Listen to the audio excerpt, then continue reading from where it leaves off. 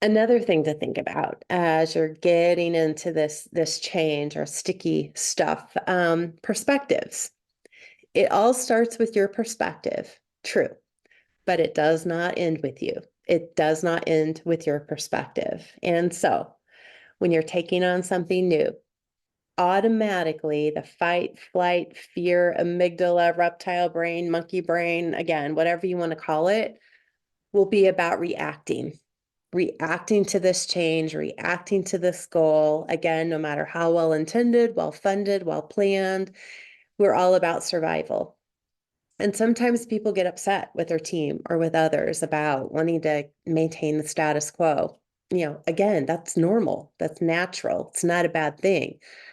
But they need to understand, that they've been heard, first of all, and that they can get the support they need to go through this difficult transition.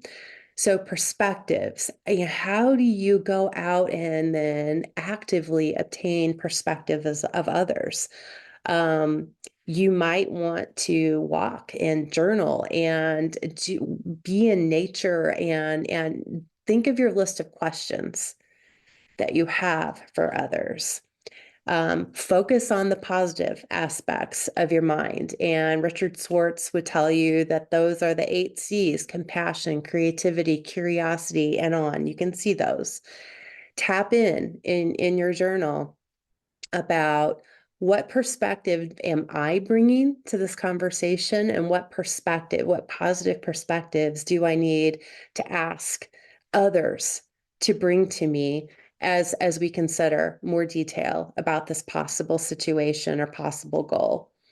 Shirzad Shamin of Positive Intelligence will say, tap into your 5 sage powers. Well, what are those?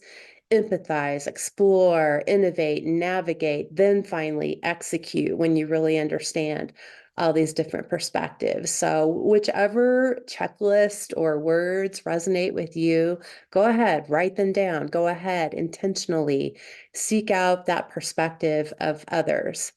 And then just practically, it's about intentionally setting one-on-one time with others, especially those who you think will not agree or will not come along, whether they are formal leaders or informal leaders, and sit down and have a conversation. Just let them know we've been given this goal, or I sense this is a sticky situation and there's just some murmuring going on. This is my perspective. And then ask for feedback. And don't do anything but listen. Just listen, take notes, and thank them for their feedback. You can always say, I do have a decision to make, at whatever time, and I'll come back and let how I plan to move forward. But for now, just thank you for the feedback. You also can do roundtables with your team anytime.